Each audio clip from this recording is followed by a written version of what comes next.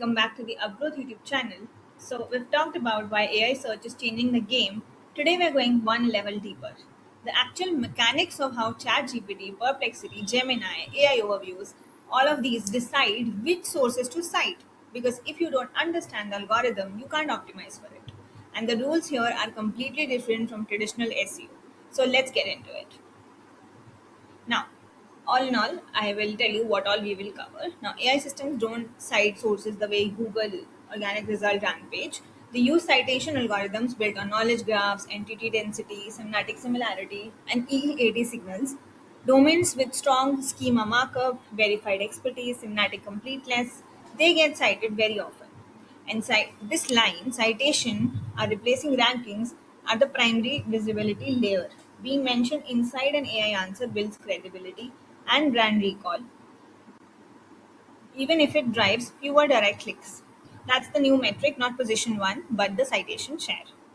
Now, we will cover an overview about the AI citation algorithm, then we will cover why citation algorithms matter more than rankings now, how knowledge graphs decide which sources get cited, vector embeddings and semantic similarity matching, schema markup and the role of EEAT signals, why binge index matters for ChatGPT and SearchGPT, perplexity, sonar models and real-time citation decisions, Google AI overviews and the search generative experience, citation share graph and the competitive mapping. Then we will check why they hallucinate and the fact grounding. And then we will move from beyond ranking to citation dominance. So let's get into the article. How AI engines pick up their sources. Number one, knowledge graph. Their sources, they see knowledge graphs like entities, relationships, authority signals. Google uses to rank sources. Then the because this is the foundation of how citation algorithm works. Now let's understand here first. Okay, now even generative AI system maintains a knowledge graph, a structured map of entities, their relationships and their attributes. Now when the system generates an answer, it retrieves facts from these graphs.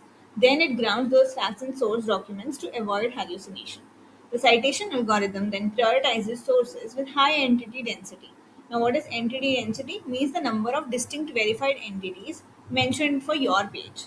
If you write about SaaS growth strategies and your page mentions Salesforce, HubSpot, Pipedrive, Marketo, your entity density is high. The knowledge graph recognizes you as an authoritative touch point. So that is how it makes use of the knowledge graph. Next is the vector embeddings. Now that's the technical layer most marketers skip, but it's very important. When a user asks a question, the AI converts it into a vector embedding, a mathematical representation of meaning. Now, it then matches the vector against embeddings of your content. Two pages can have identical keywords but completely different vectors if the semantic context differs.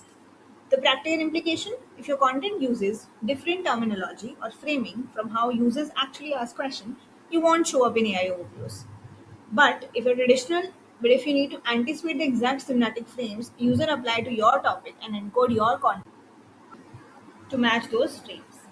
Now, keyword optimization is not enough. Semantic position is very much required. This is why GEO content strategy starts with understanding how user phrases questions in conversational AI interfaces. So we look at prompts. We can create a list of prompts that this is how user is asking questions, and then we optimize our content accordingly. Now, next up is the schema markup and EEAT signals. Now, this one is important for both SEO and GEO. Schema markup, now, schema is no longer optional, right, for GEO. FAQ schema, article schema, how to schema, all of this gives the information to these search engines, to these ranking signals, to understand what the content is about. Now, a page without an FAQ schema claiming to answer how do I integrate Stripe will get lower citation weight than a page with a proper schema. Now, an EEAT is a critical citation factor, not just a ranking factor.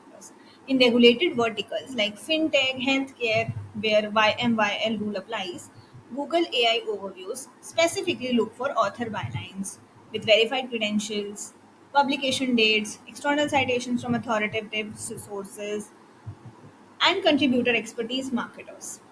A fintech security article written by a former CTO will carry dramatically more citation weight than the same article with no author byline.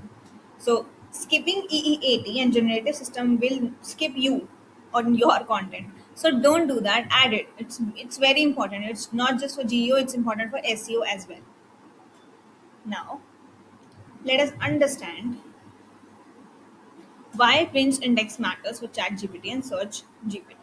Now, ChatGPT, Search GPT uses Binge as its search layer. Okay, so this creates a citation advantage for domain that appears in Binge Index early. So you need to crawl, and Binge crawls differently from Google, and it weights also domain authority using different signals. A domain ranking in 15 in Google will be 5 in Binge, might get cited more in ChatGPT answers. So this is a very asymmetric opportunity that we can see.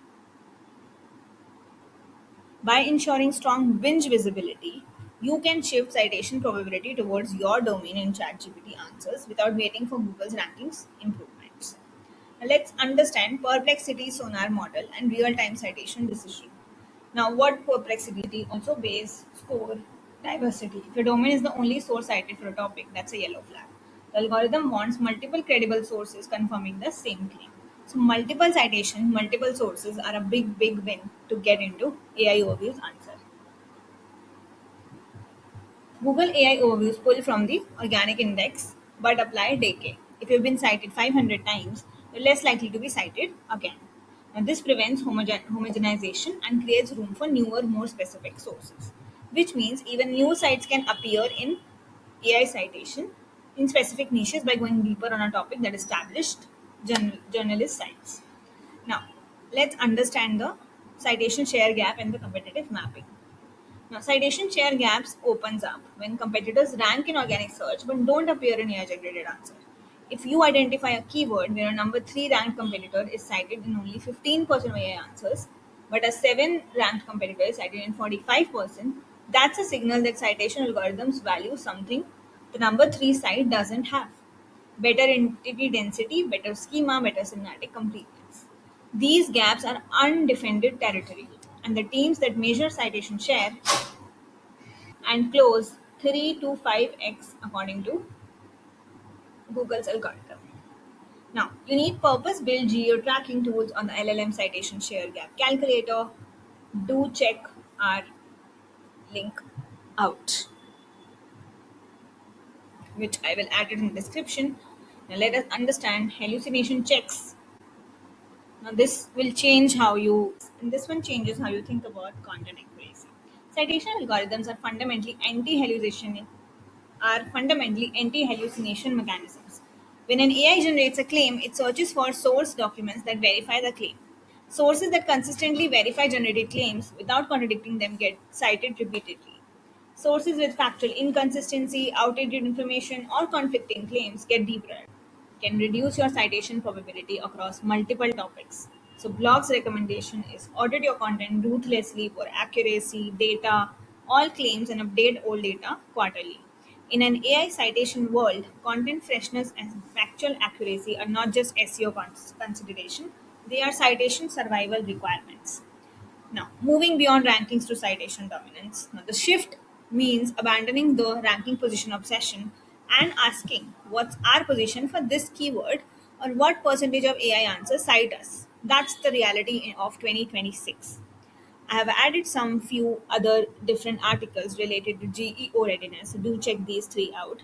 This will really help you get into as deep as possible of how AI searches were happening these days. We have also added some few frequently asked questions, so do read them out. And for curious people, do check these advanced questions. LLM citation share gap calculator to find out keywords where a citation share is lagging. And you can book a discovery call with Upgrowth, and someone from our team will reach out to you, and we'll get your AI site strategy, and we will get your AI strategy started. Now, full blog link is in the description. Subscribe for more content like this, and drop a comment which platform are you most focused on for AI citation right now. And we'll see you in the next one.